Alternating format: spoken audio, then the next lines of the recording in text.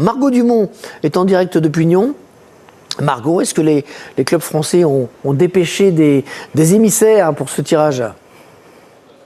Alors notamment Lille, effectivement, ils ont envoyé Sylvain Armand comme représentant du sportif, Sylvain Armand que j'ai croisé, avec qui j'ai pu échanger, qui me confiait espérer tomber sur Bruges, un club qu'il disait un peu plus à la portée du LOSC, quoique il a été impressionné par la double confrontation face à l'Atalanta. Et puis c'était un court déplacement, 75 km seulement entre Bruges et Lille. Pas de représentant du sportif côté Paris Saint-Germain, seulement des personnes de l'encadrement du club parisien côté administratif. Et puis dernière info à vous glisser, Giovanni Elbert, c'est l'invité d'honneur. C'est lui qui va tirer et ouvrir les boules et participer donc à ce tirage.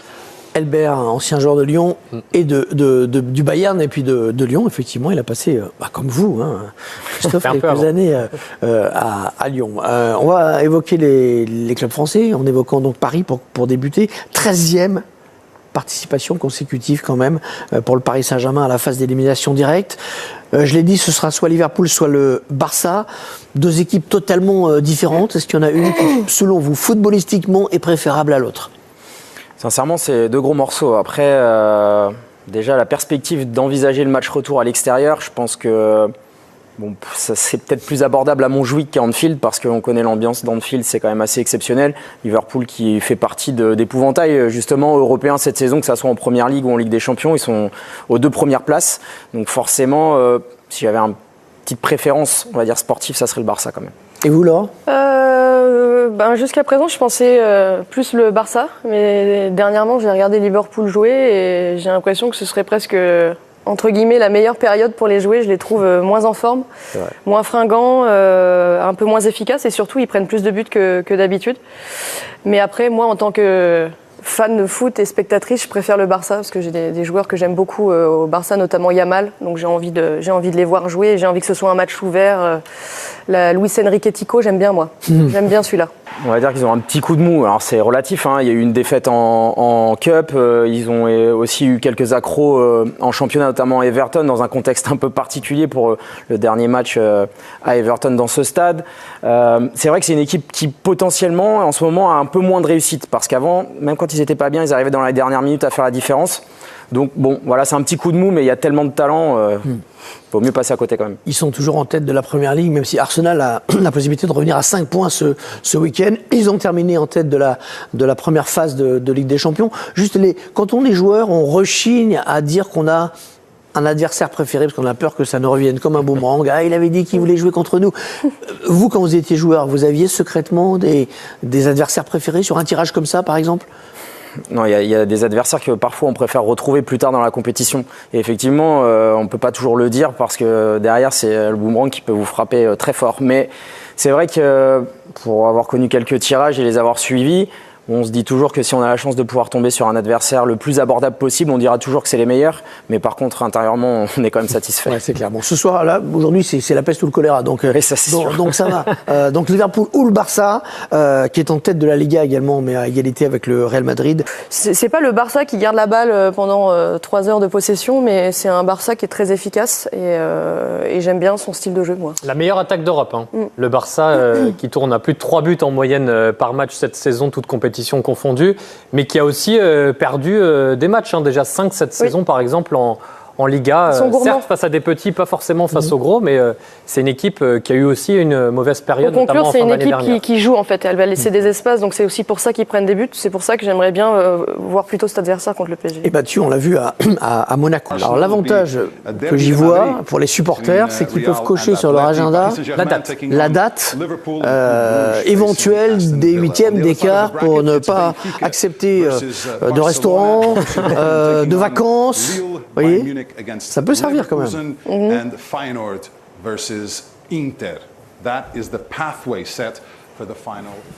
Voilà, écoutez, on a eu toutes les informations importantes. On va quand même creuser un peu tout ça pour mettre en perspective ces tirages, en commençant peut-être par ce PSG Liverpool qui s'amorce. moins fréquent, vous le disiez Gauthier, que les PSG Barcelone. Ils se sont plus croisés depuis quoi, 2018, c'est ça? 2018, ce sera effectivement la 3e fois dans l'histoire des coupes européennes, cet affrontement entre le Paris Saint-Germain et Liverpool. Regardons d'abord les affiches. Regardez les 8 affiches qui sont sorties donc de ce tirage effectué il y a quelques instants sous vos yeux. Paris Saint-Germain, Liverpool, Bruges, Aston Villa, Real Atlético, PSV Arsenal, Feyenoord Inter, Bayern Leverkusen, Dortmund Lille et Benfica Barça. Détaillons donc un peu cela. 2018, c'était en Ligue des Champions, en phase de poule. Oui, en phase de groupe. Il y avait eu également une demi-finale de Coupe des Coupes en 1997 auparavant, mais le dernier affrontement et le seul dans l'histoire en Ligue des Champions, c'était donc ces rencontres de phase de groupe de Ligue des Champions en 2018, à l'époque de Thomas Tuchel, et c'est d'ailleurs la saison où Liverpool a gagné la Ligue des Champions. On va répéter peut-être ce qu'on disait en avant-match, enfin en avant-tirage, pardon, mais avec la certitude maintenant que ces confrontations vont exister. Liverpool, c'est du chaud, c'est du dur, mais c'est un peu moins bien en ce moment. On rappelle que les matchs ont lieu assez vite, dans 15 jours. Ouais, c'est une équipe qui est un tout petit peu moins en forme. Ils étaient tellement bons dans cette première partie de saison que ça ressemblait vraiment à l'épouvantail de cette Ligue des Champions. Mais depuis, allez, je dirais 3 semaines, moi, j'ai vu aussi ce match contre Wolverhampton où ils ont pas cadré un tir C'est le week-end dernier où ils ont gagné 2-1, mais c'était pas totalement maîtrisé. C'était un faux score en fait, et donc ils ont du mal à gagner, ils prennent plus de buts, ils en marquent moins, ils ont moins de réussite aussi, parce qu'il y a aussi ce facteur chance qui n'est plus avec eux. Donc c'est entre guillemets la meilleure période, je pense, pour les affronter sans trop de dommages. Je vous rappelle que Lille jouera contre le Borussia Dortmund. On va entendre un ancien joueur du Paris Saint-Germain, désormais, qui est au LOSC, c'est Sylvain Armand. Il est avec Margot Dumont. Une première réaction lilloise après ce tirage qui donc donne Dortmund comme adversaire au LOSC. Ouais, vous m'aviez confié préféré Bruges, finalement ce sera donc Dortmund. Quel est votre ressenti sur ce tirage? Oui, préféré Bruges parce que c'était surtout à côté et le déplacement était moins loin. Maintenant on savait que ça allait être, quoi qu'il arrive, un match difficile, et ce sera difficile. Donc on va jouer une belle équipe, une belle affiche. Donc déjà d'être très content d'être ici au tirage et 8e, c'était déjà quelque chose d'extraordinaire. Voilà, on va jouer le finaliste de la saison passée, une belle équipe, une équipe allemande où on sait très bien qu'il y a du jeu. Ça va être à nous maintenant d'étudier cette équipe. On sait aussi qu'ils ont le meilleur buteur de la Ligue des Champions, donc il y a beaucoup de belles choses à faire, à vivre, et il y a aussi le point positif de recevoir à domicile au match retour. Donc, et puis il y a Thomas Meunier aussi qui jouait encore en début de saison dernière à Dortmund, qui va pouvoir vous aider un peu. Oui, il va nous aiguiller sur peut-être pas mal de choses, on lui demandera un petit peu ce qu'il en pense, mais c'est surtout nous, c'est une belle affiche, à nous de déjouer les pronostics puisqu'on n'est pas forcément les favoris, et ce qui est légitime. Donc une belle affiche, un beau match sur 2 confrontations, et puis avec un stade plein, donc ça va faire une vraie belle compétition, et puis à nous d'aller chercher les quarts finales. Merci beaucoup Sylvain, et bonne chance pour ces 8e. Merci. Ils ont raison d'être ambitieux, les Lillois. C'est tout à fait jouable. Dortmund, même si ce n'est pas facile, on vous montrera dans quelques minutes des images d'archives qui datent de plus de 20 ans, car Lille et Dortmund, figurez-vous, se sont déjà qualifiés, croisés en Coupe de l'UEFA. Revenons un instant sur Liverpool, donc futur adversaire du Paris Saint-Germain. Donc c'est vrai que c'est une équipe qui a vraiment grande qualité, des joueurs de talent, d'impact. Il y a aussi l'arrivée d'Arne Slot qui a pris la suite de Jürgen Klopp. On pouvait se poser la question justement de cette succession, et on sent qu'il a suivi un fil conducteur. Il a relancé des joueurs comme Gravenberch, comme Gakpo, qui aujourd'hui rayonnent. Donc il y a de grosses individualités. Par contre, ce que je trouve énorme chez eux aussi, c'est cette capacité à répéter les efforts qu'ils ont un petit peu moins en ce moment, à l'inverse du Paris Saint-Germain. Donc ça peut être quelque chose de bénéfique. Vous les trouvez vraiment un peu moins bien dans le jeu, ou c'est juste les résultats qui sont un peu moins bien? Non, ils sont un peu moins bien. À l'image de ce qu'ils ont fait avant en Villa, contre Wolverhampton, ils se sont complètement écroulés en fin de match. Avant, c'est quelque chose qu'on ne voyait pas en début de saison. C'était rouleau compresseur jusqu'au bout, peu importe l'adversaire. Et là, vraiment, dans le jeu, ça reste costaud. Mais je trouve qu'ils ont peut-être un petit peu de pénurie physique aujourd'hui qui les dessert et qui ne leur permet pas vraiment d'assurer l'impact jusqu'au bout. Et il y a aussi eu un manque d'inefficacité un manque d'efficacité plutôt sur les dernières rencontres. Il n'y avait pas d'inefficacité en début de saison, et là, il y a un manque d'efficacité aussi sur les dernières rencontres. Il y a eu un raté d'ailleurs mercredi de Darwin Nunez incroyable contre Aston Villa. Voilà, c'est peut-être le bon moment. J'ai hâte de voir juste sur cette confrontation, c'est la gestion de Salah finalement, parce que c'est quand même défensivement, je parle pour le PSG, qui va se retrouver dans une zone avec Nuno Mendes qui n'est pas un défenseur, on va dire, incroyable. C'est un contre-attaquant qu'on apprécie beaucoup quand même dans les journées de Ligue des Champions. Mais la gestion de Salah va être un élément clé de ce match, je pense. Et on a parlé de Salah au PSG la saison prochaine aussi. Ouais. Il sera au PSG, mais pour jouer un match dans un premier temps. On va voir s'il aime le stade déjà. C'est un match qu'on a très envie de voir. C'est quoi la bonne nouvelle? C'est qu'il sera sur Canal. C'est vraiment et on verra d'ailleurs Liverpool dimanche à Manchester contre Manchester City pour une belle affiche en Première Ligue où on pourra déjà jauger en direct sur Canal comme tous les week-ends cette équipe de Liverpool. On va pouvoir suivre Liverpool jusqu'au match contre Paris, aller et retour, non-stop. Tous les matchs sont retransmis sur les antennes de Canal. Et donc, un énième derby entre le Real Madrid et l'Atlético. Ce sera la 5e fois qu'ils se croisent en Ligue des Champions, c'est ça? Il y avait eu une demi-finale aussi de Coupe d'Europe des clubs champions en 1959, mais c'est vrai que dans l'ère Ligue des Champions, ce sera la 5e fois. Et il y avait eu surtout 4 confrontations d'affilée, 2014, 2015, 2016, Énorme. 2017. Incroyable. Et vous voyez le petit logo à droite, à chaque fois, c'est la Real Madrid qui soit a gagné la finale, soit s'est qualifié pour le tour suivant. 4 années de suite, toujours à des hautes altitudes, 2 finales, une demi, un quart, et de quoi donner des cauchemars quand même aux supporters de l'Atlético. Est-ce qu'il y a de quoi être traumatisé? Est-ce que on peut imaginer que l'Atlético fasse un complexe contre le Real? Franchement, sur les derniers épisodes en Ligue des Champions, je pense que oui. Ça reste. On en a parlé pour le PSG un paquet de fois avec le syndrome de la remontada. Est-ce que ce club va réussir à vaincre ses démons? Évidemment que d'affronter le Real, c'est impactant pour cette équipe, mais il y a forcément un jour où ça peut tourner. Alors c'est vrai que cette année, ils sont pas très loin en championnat. Ils ont fait une meilleure campagne de Ligue des Champions finalement que le Real. Donc les espoirs sont permis. Le dernier match que j'ai vu, enfin la confrontation que j'ai vue il y a eu 2 fois un partout cette saison en Ligue 1 entre les deux équipes et il n'y a qu'un point d'écart. C'était très disputé. Parfois, c'est vrai que pour un club habitué aux joutes européennes, jouer à un local, ça peut être déstabilisant. On a vu parfois des équipes se dire je préférais jouer à un club étranger, là on se connaît trop. Ouais, et puis là pour le coup, je trouve que ça peut donner un peu de force à l'Atlético parce que je trouve que sur les confrontations, en tout cas les toutes dernières en championnat, ils n'ont pas du tout été dominés. Au contraire, ça a été très chaud pour les deux et c'était des matchs assez sympas à regarder. Et vous voyez les 2 photos derrière nous. Mbappé et Griezmann aussi. Pour nous, Français, évidemment. Cocorico. Ça va être un duel intéressant à suivre, sachant que Griezmann, cette saison, il marque moins de buts que Kylian Mbappé, mais en Ligue des Champions, il en a mis déjà des buts Puis j'ai cette saison, l'impression le que Français. ce personnage est en train de s'envoler, notre Mbappé là, donc on peut voir quelque chose de sympa pour les 2 Français. Ouais. Et vous savez quoi? Ce sera sur Canal. Oui. Aussi, car tous les matchs sont sur Canal. Comment les Madrilènes réagissent-ils, les Madrilènes du Real réagissent-ils à ce tirage au sort? Kylian Mbappé avait dit qu'il préférait l'Atlético pour des raisons pratiques. Emiliano Butragueño est avec Margot Dumont, le représentant du Real, l'ex-buteur légendaire du Real. C'est bon? Emilio, you will face l'Atlético de Madrid. Emilio, vous allez affronter l'Atlético de Madrid. There was two finals in the last 10 years. Qui a déjà affronté 2 finales ces dernières années. Comment vous avez affronté ce tirage? Eh bien, nous nous connaissons très bien les 2 équipes. Nous avons déjà aussi été ex-aequo. Nous savons que ça va être vraiment très difficile.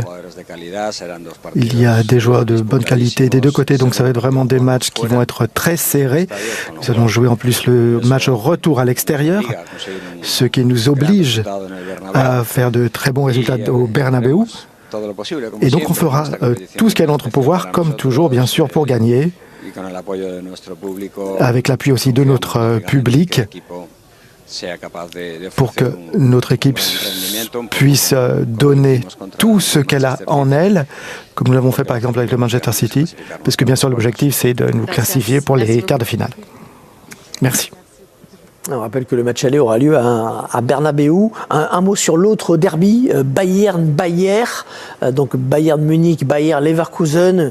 Ils se sont rencontrés 3 fois déjà cette saison. Le Bayern n'a pas battu le Bayern. Il y a eu 2 matchs nuls en championnat, 1 partout et 0-0. C'était d'ailleurs il y a quelques jours le match retour. Et d'ailleurs Leverkusen aurait mérité sans doute un peu mieux. Et en Coupe d'Allemagne, également un affrontement cette saison à Munich, où Leverkusen est venu se qualifier 1-0. Et d'ailleurs, même pour aller un peu plus loin, depuis que Xabi Alonso est arrivé, il n'a jamais perdu contre le grand rival, le Bayern Munich, qui a terminé même champion la saison dernière. Ce qui était comme quoi les tendances, ça s'inverse. Ça, c'est piégeux. Ça, c'est piégeux pour le Bayern, qui a eu du mal à se débarrasser du Celtic au tour précédent. C'est plus que piégeux. D'ailleurs, pour moi, ils sont absolument pas favoris de cette rencontre. Collectivement, c'est bien meilleur du côté du Bayern. Il y a des individualités qui sont un petit peu à la peine du côté du Bayern, avec Vincent Kompany qui a un peu tiré trop sur la corde de certains joueurs comme Moussiala, comme Sané, qui sont un peu moins rayonnants en cette période. Ça s'est vu dans leur dernier match en championnat.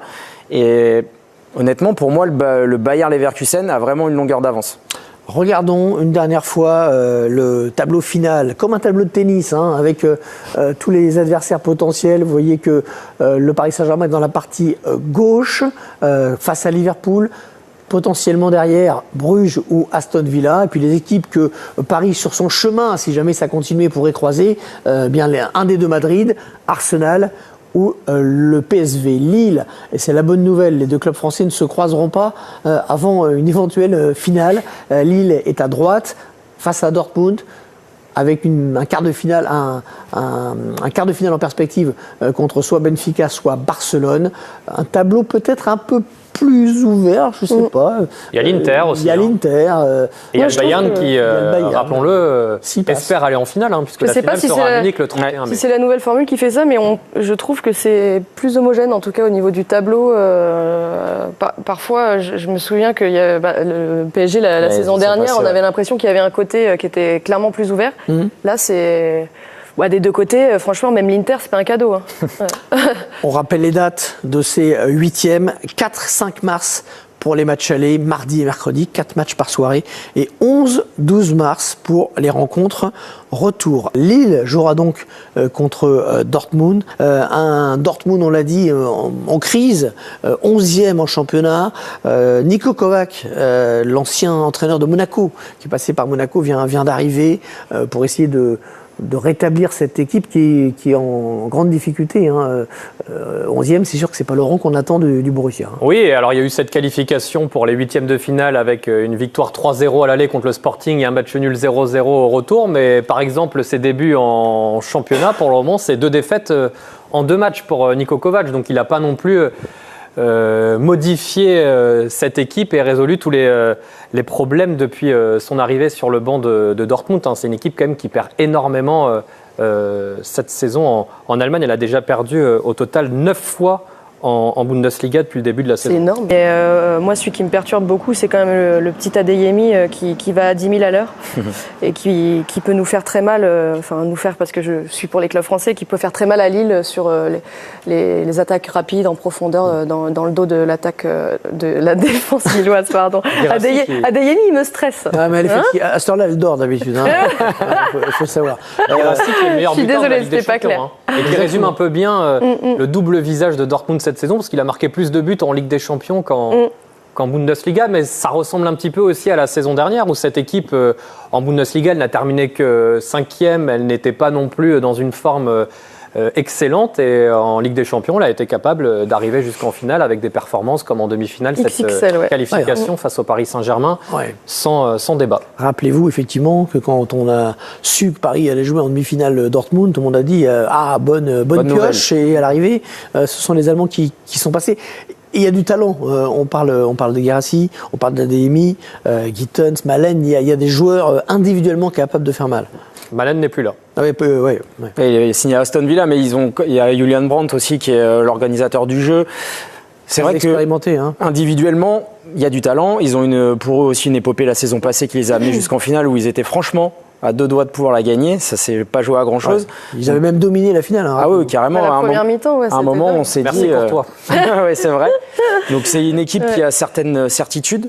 Par contre, là où le bas blesse pour eux, c'est que ça s'est très mal passé en interne au club avec Nouri Sahin. Ils ont démarré une spirale négative en championnat, et ça gangrène un petit peu tout ce qui se passe au club. Et même l'arrivée pour l'instant de Kovac porte pas toujours ses fruits. Alors cette qualification, elle fait du bien, mais leur match retour face au Sporting, face à un Sporting C, ressemblait pas à grand chose. Donc vraiment, l'espoir est permis largement pour les Lillois.